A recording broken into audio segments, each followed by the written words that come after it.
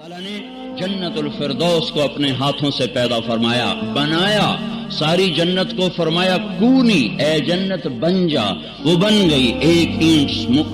سونے کی، ایک چاندی کی مشک کا گارا، زعفران کی گھاس۔ لیکن اللہ نے جب جنت الفردوس کو بنایا تو کونی نہیں کہا، اللہ نے جنت الفردوس کو اپنے ہاتھوں سے بنایا، اس کے درخت بنائے، اس کے گھر بنائے، اس کی نہریں بنائیں، اس کا دودھ بنایا، اس کا شہد بنایا، اس کی شراب بنائی، اس کا پانی بنایا، اس کے پرندے، اس کے چوپائے، اس کے اڑنے والے، اس کے دوڑنے والے، اس کے غلام بنائے، ان کی حوریں بنائیں، درز بنائے، مسیریاں بنائیں، باغ بنائے، پھول بنائے، پھل بنائے، باغیچے بنائے، مور بنائے، پنکھ بنائے، جو بھی بنائے ہمیں کچھ پتہ نہیں، ہمیں ایمان لائے، پر جو کچھ بنایا میرے اللہ نے اپنے ہاتھوں سے بنایا۔ پھر اپنے ہاتھوں سے بنانے کے بعد اللہ تعالیٰ نے اس پر مہر لگا دی، وہ کسی کو اللہ نہیں دکھاتا، نہ دکھائے گا، نہ دکھایا ہے، اللہ صرف اس دن اس کو کھولے گا جس نے اپنے نیک بندے اور بندیوں کو اس میں داخل فرمائے گا۔ ہاں، اللہ خود روزانہ 5 دفعہ اس جنت کو کھولتا ہے،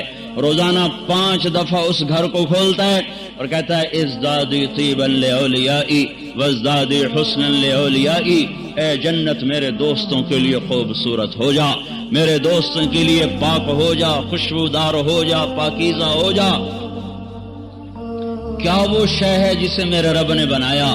یہ کہاں سے ملے گی؟ راتوں کو اٹھنے سے ملے گی، سجدے میں سر جھکانے سے ملے گی، اللہ پر فدا ہونے سے ملے گی، ماں باپ کی اطاعت سے ملے گی، پاک دامنی سے ملے گی، ماں باپ کے پاؤں دھونے سے ملے گی، میاں بیوی آپس میں ایک دوسرے سے وفا کریں، اس سے یہ ملے گی۔ اس کے سامنے سجدوں میں سر رکھنا، اذان پہ مسجد کو دوڑنا،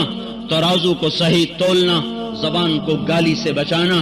اور غیبت سے بچانا، جھوٹ سے بچانا، عورت کا پردے میں رہنا، نامحرم کے سامنے آنے سے بچنا۔